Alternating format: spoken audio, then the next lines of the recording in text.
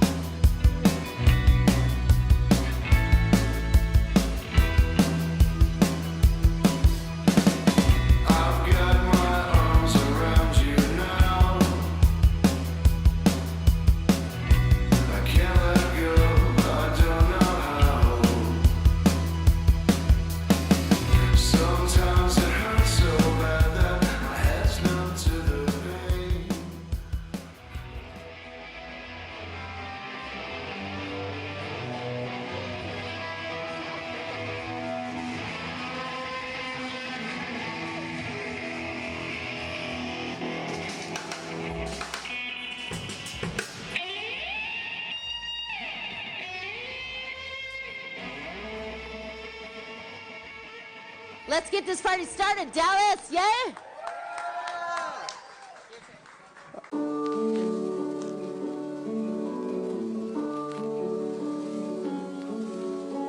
Hey, I'm Michael Botsford, and I go way back with Kenny. His California friends call him Kenny. When he moved here to Texas, he started becoming Ken. We both grew up playing in punk rock bands, and I still play in punk rock bands, and it's really fun living with Kenny because he likes to go do karaoke and he loves to sing Elvis. Yeah, it's always a good time living with Kenny. Hi, my name's Cassie Hall. I've known Kenny for a few years now. The way I met him was through Anna.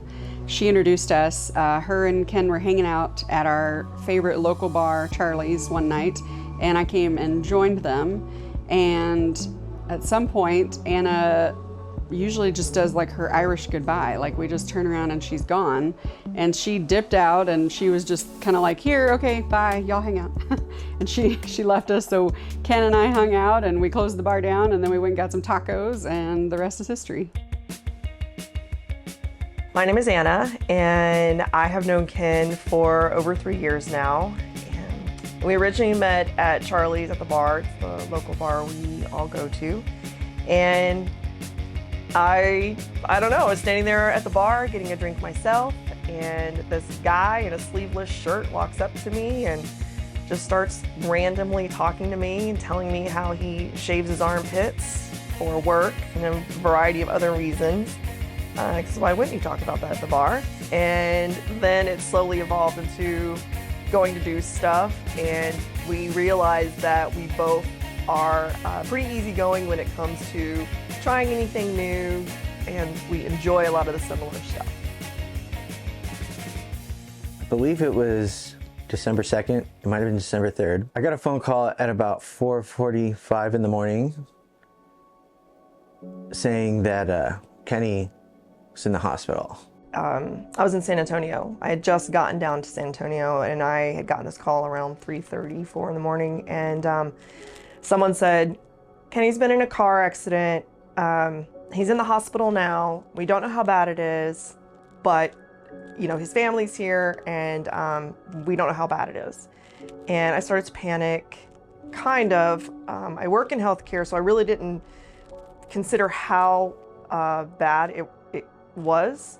So I called Bots, and you know, I said, please go down and see him. Can you find out? I went to the hospital and was there by 5:30 in the morning, and it was a somber scene. Kenny's family was there. There was police there. There was fire department there. And so then when he went down and he called me back, and that's when I knew that it was serious, because he said it could go either way. You know, to see his family in such pain was very telling of how serious the situation was. I had hung out with him the day before. Kenny was a college student. He goes to the University of North Texas. I work with video cameras and editing stuff, and I've helped him film some projects for his schoolwork. The EMS response during major hurricane disasters in the nation has improved at every level, and success is counted in lives and the efficiencies that are improved. In 2017, and that's what I did with him the day before. I helped him film a homework assignment, and he looked good. He was reciting his lines. To have seen him just the day before, and then to go to the hospital the next morning, just made it so tough. So after a few days, and actually saw him in the ICU, and started kind of understanding that there were no long-term plans at the moment, that it really was a day-to-day thing. He, in his subconscious, was battling. He's kicking his leg, and at times he would open his eyes. They would do cognitive tests with Kenny, and they would grab his arm, and they said, if you can feel this, do something. And he started kicking his leg. We knew he was fighting, because that's who he is.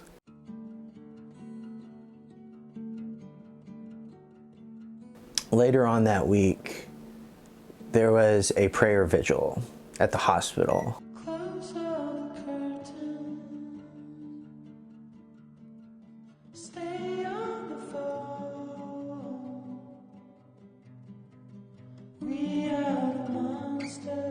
Kenny's good friend brought his dog Dano. Dano was not allowed to be in the floor where Kenny was, because he's a dog, but he was allowed to be present in the chapel. I met the people that saved Kenny that night.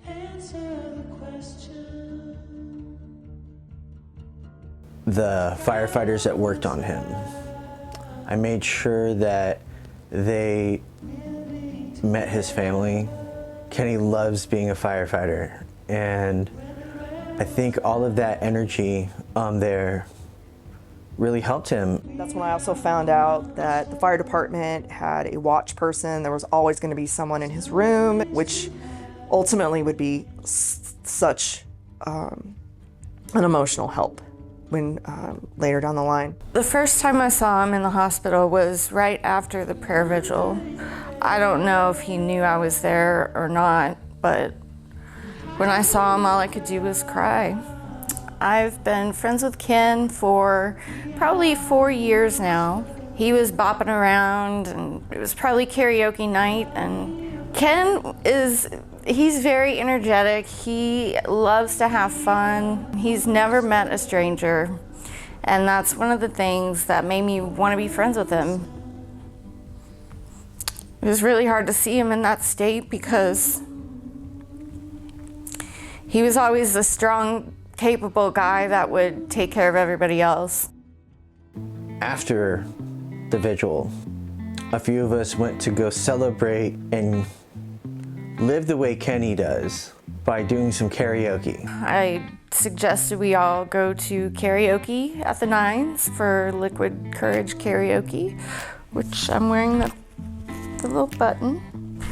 Kenny's friend Dana had talked about we should put together a benefit concert. I believe Cassandra said something about doing a fundraiser because we knew his medical bills were going to be insane. We really thought we needed to get together and do something to start raising money to help him out because we knew his medical bills were going to be crazy. The next thing you know, people are just getting serious about it. And I said, well, let's do a benefit concert.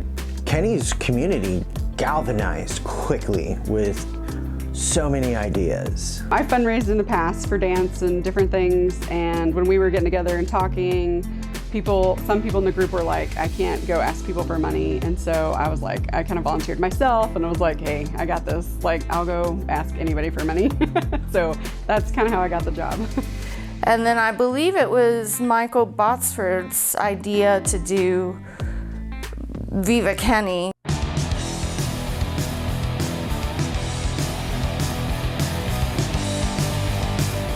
It was necessary for me to go all in and dedicate as much time as I could to making this benefit concert the best it could possibly be. We realized we really needed to do something to help him in more than one way, emotionally, but also financially. It's called Viva Kenny. And why did we come up with Viva Kenny? Well, a song that I love to play called Viva Las Vegas. Song originally performed by Elvis, and Kenny loves Elvis, so we decided to make it an Elvis themed event. Kenny's brother's band, he is good friends with the people at Trees, and everyone that is in the Dallas music scene and plays music knows it's quite the honor to be able to play at Trees. Cassandra kind of took the reins on the planning process, and Michael Botsford did too, and Mark Smith made an awesome flyer that looked really great. We had posters made and everything like that. So Cassie, she just was a force when it came to gathering raffle items. We had to get organized, and we worked really hard to get all the items together, and we were shooting videos to promote. All right, you're listening to Paying to Win Now. I'm Jamie Brands. This is Rock and Roll High School. Tell me, so Cassandra, we are down here to talk about Viva Kenny, which is a really cool, seeing the music community come together to rally around, like, give love to Ken, I think is really awesome. So it's going to be at Trees Saturday the 13th. We have a great lineup of bands. Tickets for the event are $15. You can buy them beforehand at the Trees site, or you can buy it at the door if you wear an Elvis costume. That's on January 13th. Yes. At Trees in Dallas. Deep Ellum. And Deep Ellum. They have graciously provided the whole space for us. Oh, that's awesome. Free of charge. Yeah, Great. It's amazing. Early on, we knew that we had to figure out a above board way to gather the funds in a way that everyone is comfortable with.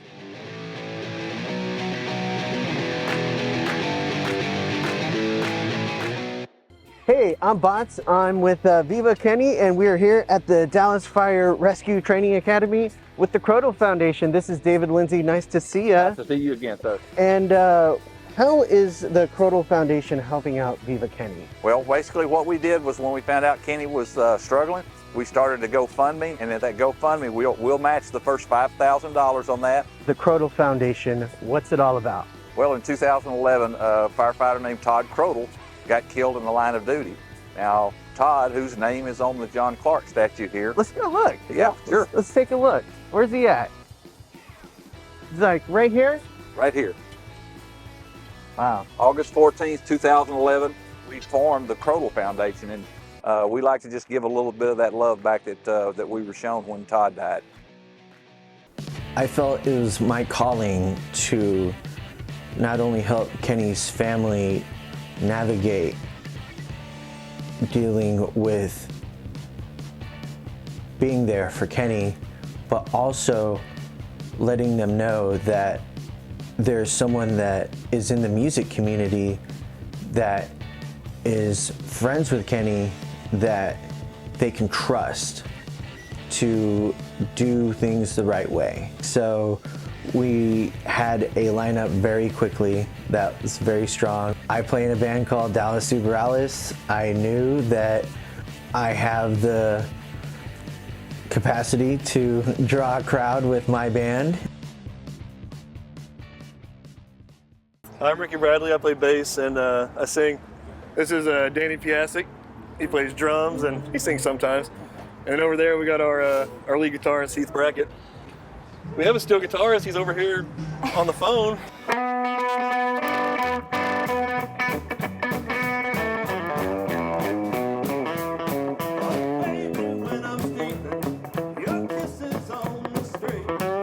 The rockabilly band, the Texas Zephyrs, that we are friends with because Kenny and I are into rockabilly music. We even used to go to rockabilly lessons at Sons of Herman, and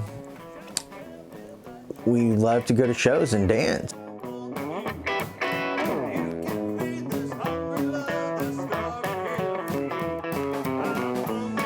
We knew our friend Ricky in the band, the Texas Zephyrs, from a party that we had at Kenny's house earlier in the year. It was an Elvis-themed birthday party. And some rockabilly songs, and we knew that Ricky's band would most definitely want to play. So we had a lineup very quickly that was very strong.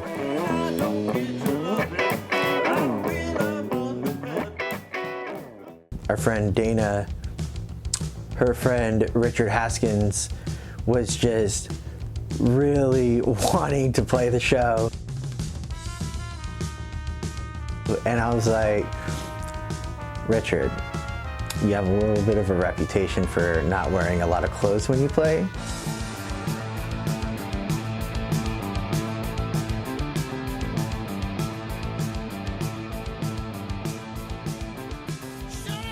So if you can do an Elvis set and try to keep it family friendly, we'll try to make it work.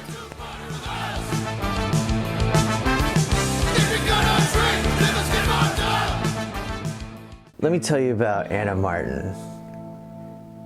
She is the heart and soul of Viva Kenny. She helped keep me going as I was struggling with the emotional aspect of visiting Kenny in the hospital and trying to keep this event going. So while in the ICU, I realized Ken knows so many different types of people, and there really wasn't a lot that we could do. Everyone wanted to do something. They wanted to help in some way. And there really wasn't anything to do at that moment in the ICU, but people were very eager to help in some way.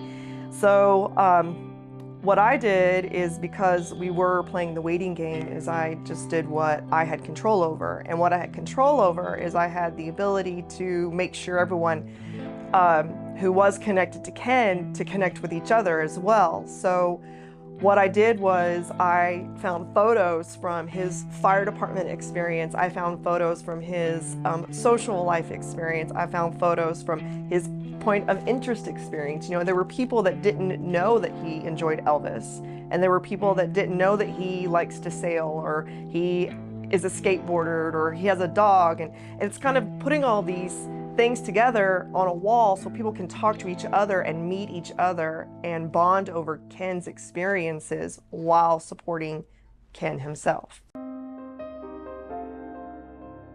Sunday, I just looked into his room and he wasn't lying flat. He was sitting up a little bit, looking at the window, and he turned his head to me, both eyes open, and I just said, "Hey, what's up?" And I immediately called Michael and I said, "Well, he's awake." Take big deep breath for me. Open your eyes. Do you feel short of breath? He just started he'd be alert, and then he'd fall asleep. And then he'd wake up again. It was very exciting. And then he'd fall asleep. He'd get exhausted.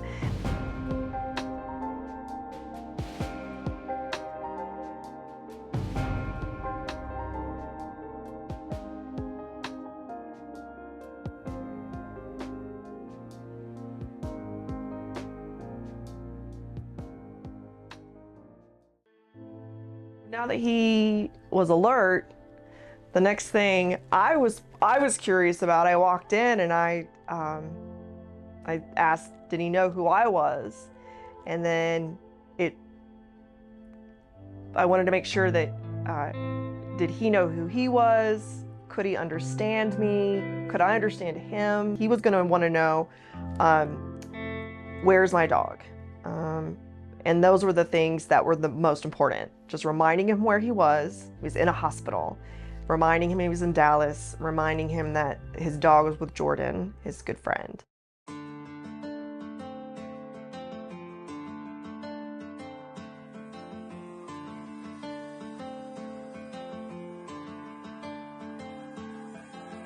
So now he enters rehab, and you know, the first few days he gets into rehab, he's all about going home. I'm fine, I'm gonna go home.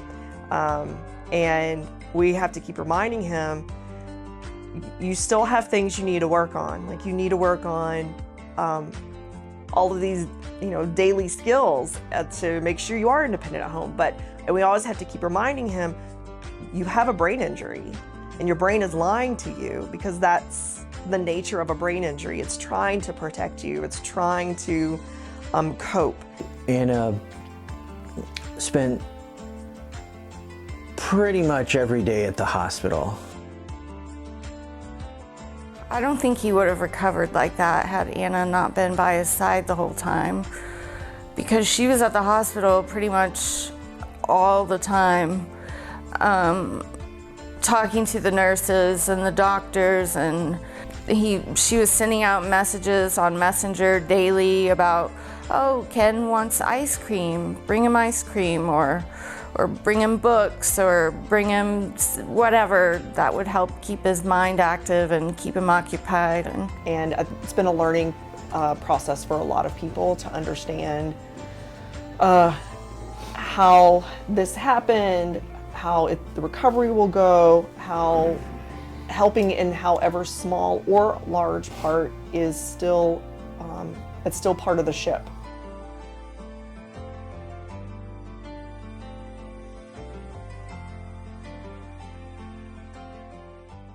And come over here, Anna. Anna's behind the camera. So I'm here with my buddy Kenny. What's up? Doing some PT, some walking. So in 2 weeks, there's going to be a benefit concert on Saturday. It's going to be the 13th, January 13th on Saturday. So we start telling Ken that we have this concert for him, this benefit concert for him. And we tell him it's going to be on January 13th. It's going to be at Trees. It's going to be a lot of fun, and everyone who's going to play. And it's going to be a celebration of your recovery, as well as to help continue with your recovery, raising money. But it's also going to have some great bands. And he was like, oh, that's really great. And he said, oh, well, you know, can I go? And I said, well, you're going to be in rehab, so it's probably not going to be possible. And then within a few days, we have a family meeting, and we're all talking, and the social worker says, well, as things are moving along, we have a discharge date, and that discharge date is January 13th. And I really knew Ken's next comment was going to be somewhere in the, oh, great, then I can go to the show. So Kenny is his own man. I'll be honest, I didn't think it was a good idea for him to be coming back to a show the day he is released from the hospital. And I was like, that's a horrible idea. And his doctors were like, that's a horrible idea. We were all like, oh no, that's a terrible idea. I don't think that's such a great idea.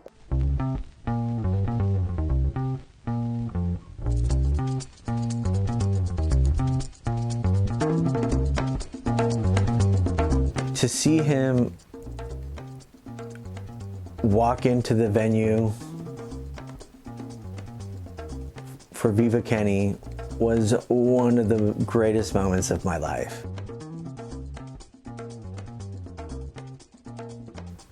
Dressed in his pink Elvis costume. What's up, Dallas? Welcome to Viva Kenny. Our guest of honor is in the house tonight. So yeah, give him a hug, tell him thank you, or give him the middle finger like I do. Aside from the amazing raffle prizes that the community has brought together, we have an unbelievable lineup of rad bands. We've got Texas Zephyrs tonight. We've got, and we've got Richard Haskins and this dude in Dallas, Uber Alice. Give it up to our MC, Mandy. Yes. I knew that Kenny was a member of the Dallas Fire and Rescue Color Guard, and so I reached out to them and they performed, and I knew that their performance leading off this event would turn this to a spiritual moment that would touch the hearts of Kenny's family.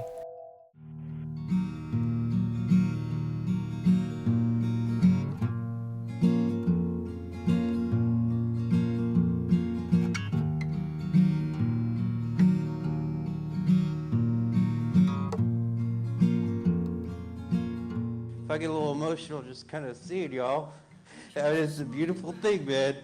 Thank you. Y'all saved my life. Whether you put direct hands on me or support me in any other way, so many people saved my life. I'm here because of you guys. I owe you guys a debt of gratitude. I got to figure out how to pay back, but I love you guys. Give it up for Kenny.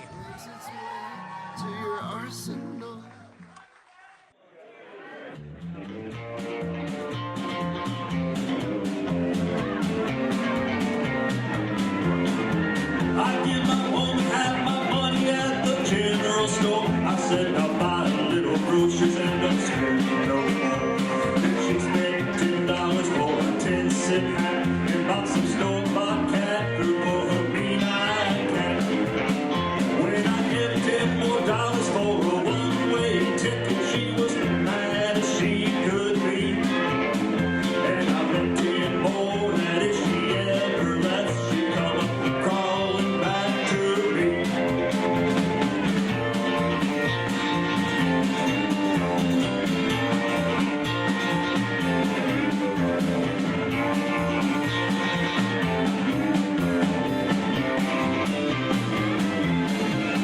When I woke up this morning and I turned my head, there was a cockpit thing on her side of the bed.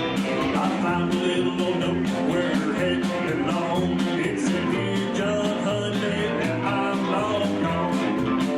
When I heard a whistle blowing and the big wheels are turning, I was scared as I could be. I put on my overalls and I headed to town. I'm gonna bring her back with me.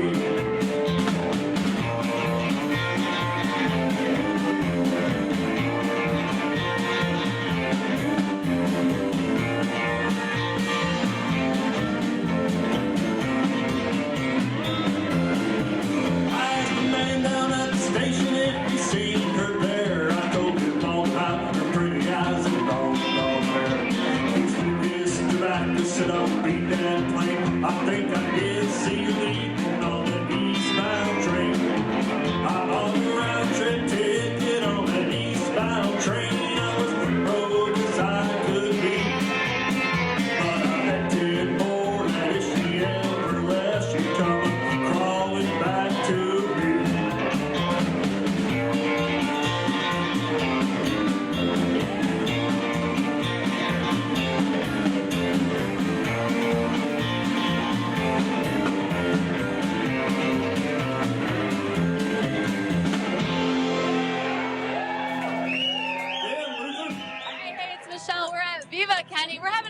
band, the first band, the Texas Zephyrs. They just finished up, and I'm hanging out here with Mel. Mel, tell me about Kenny and how you know him and why you're here. So I know Kenny because my boyfriend, you guys know him as Bots, I know as Mike, but Bots and Kenny were roommates for a while, and so when I met Bots, we started dating, then I met Ken, and he's just an amazing guy, super sweet, great personality, lots of fun, yeah. And so it was a surprise, at least to me. I found out that Kenny was actually going to be here today. We weren't sure that was going to happen. So are you surprised by him actually showing up today and being here? Well, I actually knew that he was getting out today, so I knew he was going to be coming because Bots actually put this whole thing on for him. It was very stressful. With a lot of help with Anna, and which is his best friend, and Cassie's doing the raffle. We all just came together and just made it all happen for him to raise money for all of his medical expenses. And I'm going to ask you because people that are watching might not, like, why are all these people dressed like Elvis? Like, what's this whole Elvis thing? So can you talk about that? Yes, he is such a huge fan of Elvis. We would always get together at his house and sing karaoke, and he would always sing Elvis songs. I think it's just the Elvis swagger that Ken liked because he's kind of a big personality and just like Elvis, so there's some similarities there. Well, I didn't know him personally, but this room was filled with such amazing people, kind-hearted people, which is a reflection of who he is. I recommended to all the bands that we all cover a couple Elvis songs, and that it would be a cool idea if we made it an Elvis costume contest, and so everyone came that wanted to participate dressed in some sort of Elvis theme. I certainly was, so was my girlfriend Mel, and Mel won the women's category for Viva Kenny.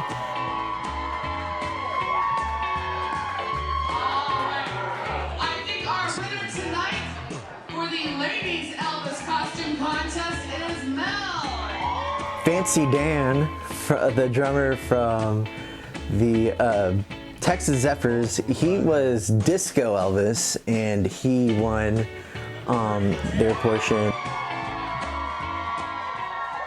We are Dallas Super Alice. You guys have been great. Thank you for burning down trees with us. We've got one more song, and it's by the Dead Kennedys doing Elvis.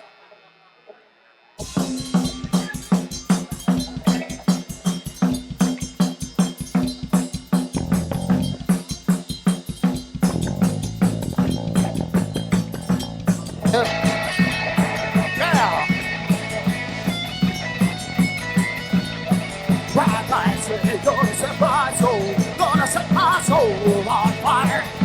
Got a whole lot of money that's ready to burn, so get those stakes up higher. There's 1,000 penny women waiting out there. They're all waiting, the devil may care. Not just the devil when there's a stare. So Viva Las Vegas, Viva Las Vegas, Viva Las Vegas.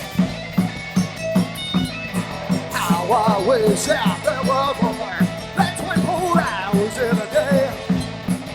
Even if I ran out of speed, well, I wouldn't sleep a minute away. Ooh, blackjack, the bar, and the roulette wheel. Was a money lost on every meal. All you need is soda and the nerve to steal. So Viva Las Vegas, Viva Las Vegas, Viva Las Vegas. Lights flashing and the road crashing. Hope goes down the drain. Viva Las Vegas with the day and the night times running night in the daytime. If you see it one, you'll never be the same again. Gotta keep on a rolling, gotta be some funny. Cost me my very last time. The big difference is right. Gotta stay wet, I'm trying to swing in time. Ooh, I'm gonna give it everything I've got. Lady loves calling the dice stay hot. Got cold up my nose and try away the snot. So Viva Las Vegas! Viva Las Vegas! Viva Las Vegas! Viva! Viva Las Vegas!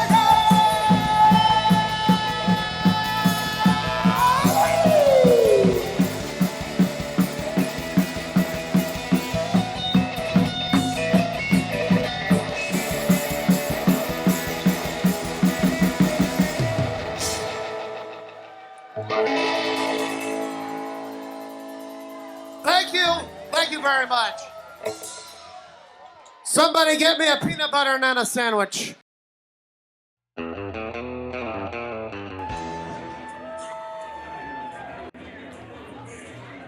All right, and we got a raffle going on. Say hello to my friend Cassie, the director of raffling for Viva Kenny. How you doing, Cassie? How you feeling? Feeling good. Thank you, guys. First of all, I want to say thank you to everyone. Like, seriously, look at this. Look around.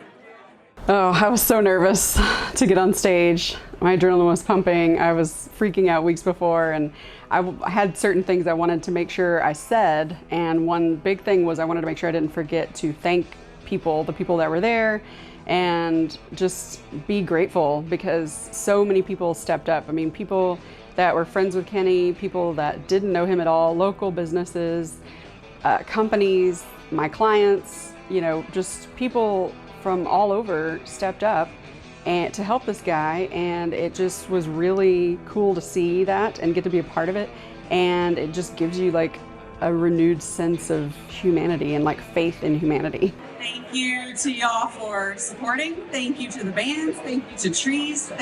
Seriously, thank you to everyone. I've talked to Ken, and he is very moved by this.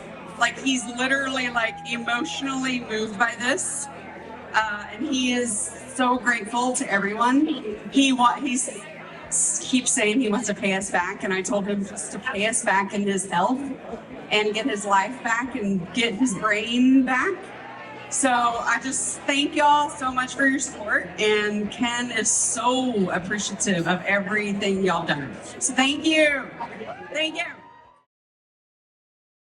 So the night of the concert, everyone ended up winning. Ken actually was able to come in. He saw the honor guard that he wanted to see. He got to get on stage and thank everyone and acknowledge everyone before the show. And he got to hear a few songs from the first band. And then as agreed upon, because it was multiple conversations with him, he ended up leaving and watching the show on a live feed at his house with one of our friends. What is the whole Elvis deal? That everyone wants to know that's watching. What is the whole Elvis deal? Listen, I don't know what you're talking about, but I feel like lightning hit me on the tip of the penis tonight. This is such a good show for everybody, you know? Woo! Yes, Viva Kenny, we love it. Yeah, that feels good. 1, 2, 3, 'cause that's a 1 for the money, 2 for the show, 3 to get ready. Now go, cat, go. Now don't step on my blue suede shoe. You can do anything but stay off of my blue suede shoe. But I'm gonna introduce you to another Elvis song. That's the same chorus. That's alright, mama. That's alright with you. That's alright, mama. You do it. That's alright. That's alright. That's alright. So, now that we've established that at least 2 Elvis songs were the exact same thing, you start thinking, maybe, are there other songs that do that? Let's go to the 80s right now. Teddy Stupid Glue, he was 12 years old. Fell from the roof on East 29. Kathy was 11 when she pulled her plug. 26 reds and a bottle of wine. Bobby had leukemia, 14 years old. He looked like 65 when he died. It was a friend of mine. Those are people who died, died. Those are people who died, died. Those are people who died, died. Those are people who died, died. Oh, my friend, and they died. You know what? Just occurred to me that you could do pretty much anything at this point.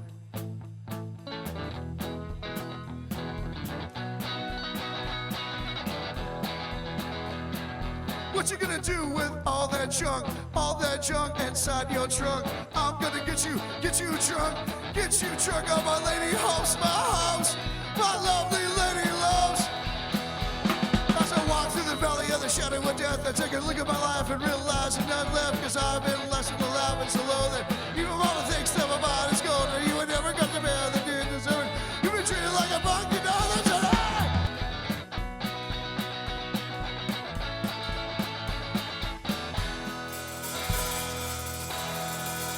You're welcome, mother.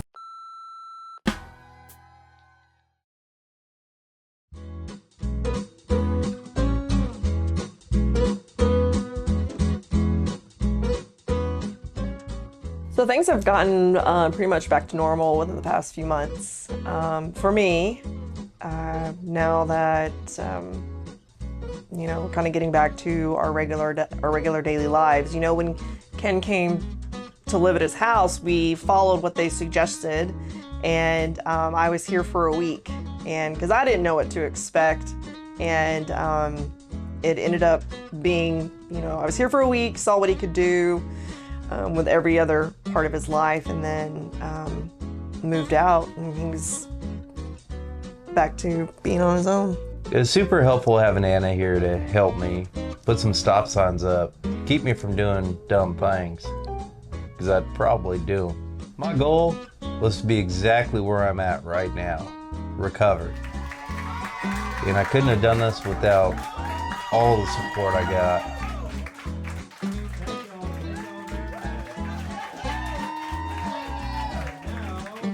My recovery is a genuine miracle that would not have been possible without the support of my friends, family, and my community.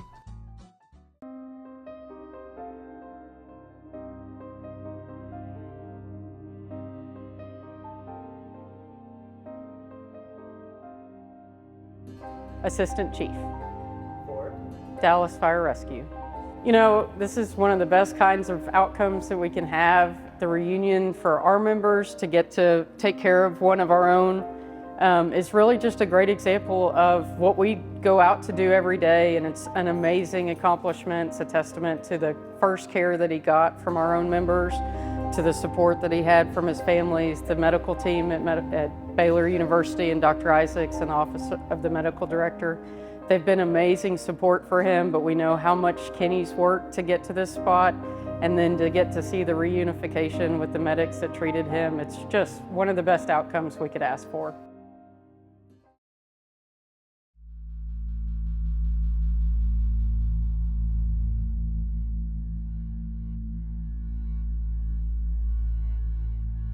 So today I'm at the Frank Crowley courts. Today is sentencing day for the man that hit me.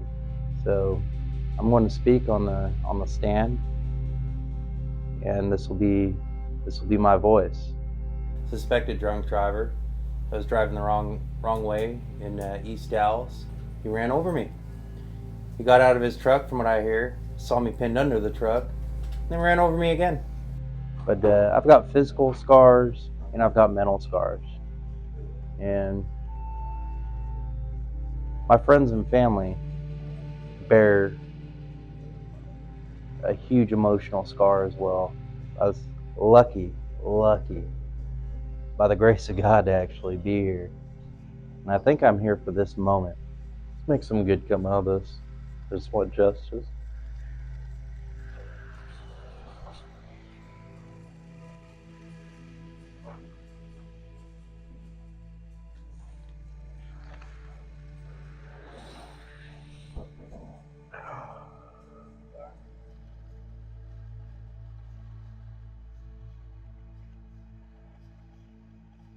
We did get a pushback today.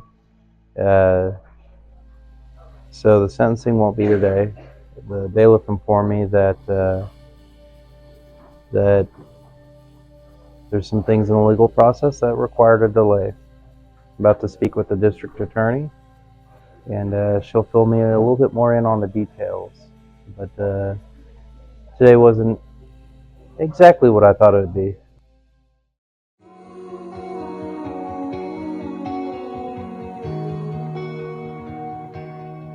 So this is Fire Station 47. I believe it was built in 1962. So there have been many drivers before me, but I'm a driver here assigned to this fire engine. So this is my fire engine. So originally I had a goal of March 1st to be back to full-time duty.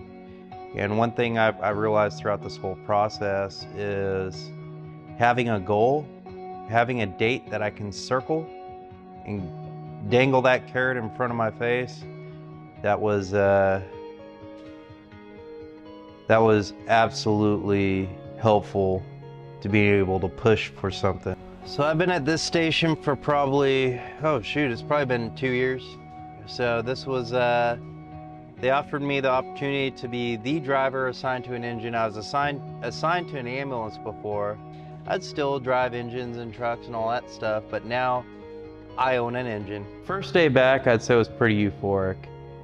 And, it was, I came back and, it was, I just felt like my expectations of it were it's just a normal day. At first they had me riding the back of the engine, which, I rarely ride the back these days, but it was kind of a cool opportunity for me. I was basically the nozzleman that day. And, it was like the stars keep aligning, because that day we got a fire. I got to get the nozzle, and we ended up being a 3-alarm fire. We were on the first alarm, and I rarely get to grab the nozzle these times. Normally I'm at the pump panel pumping all that stuff, but this one I got to grab the nozzle. It was my first day back out, and I went into game mode. But one of the interesting things is I have a new brain. So I'm just trying to figure out how it works. Like there might be a joke I want to say or something like that, but I'm like, because I kind of had to figure out what my brain was like, because I didn't want to be like inappropriate or anything like that. And I have a unique sense of humor. One thing I rely on more now is dad jokes. I use a lot of dad jokes, something I use in karaoke all the time, and I'm actually starting to get quite good, I think, at dad jokes.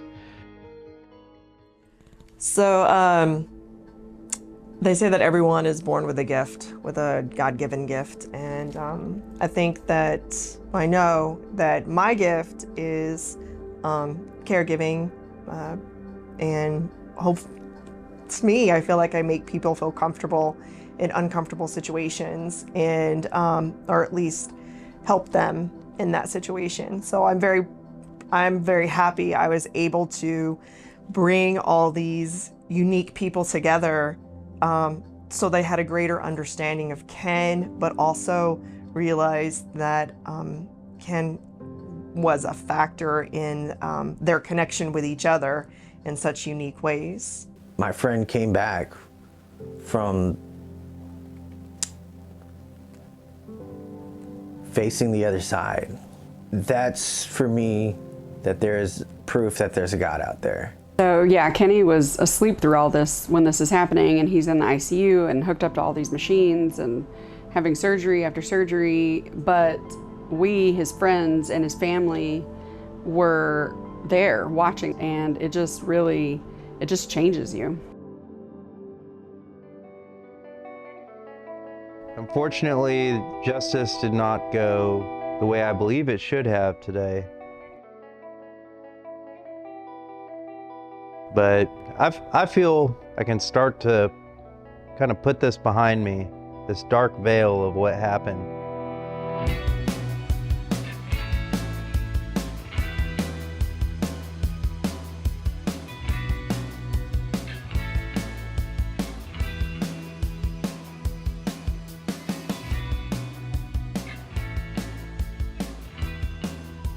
It's just like everything else. I gotta pick up, not give up, and I can keep singing.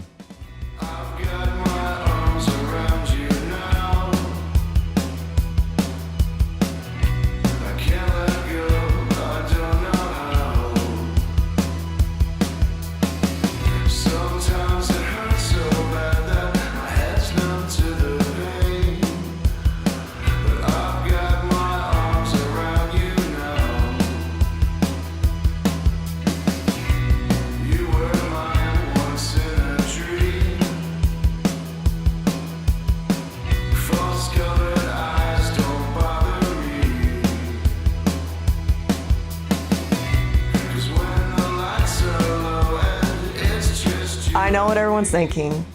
I know what everyone's asking. I'm gonna just set the record straight. I'm way out of this dude's league.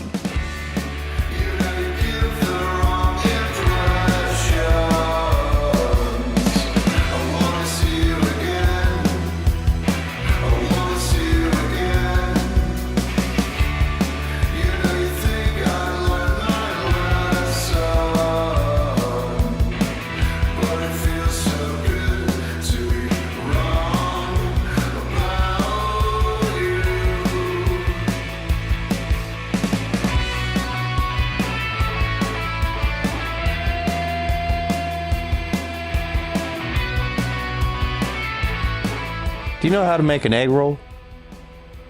You push it. Why don't you date women from the zoo? There's a lot of cheetahs. Why do you never play hide and seek with a leopard? They're always spotted. That's another good one. Oh, so I saw this gal the other day, and I told her eyebrows were too high. She looked surprised. So a horse walks into the bar,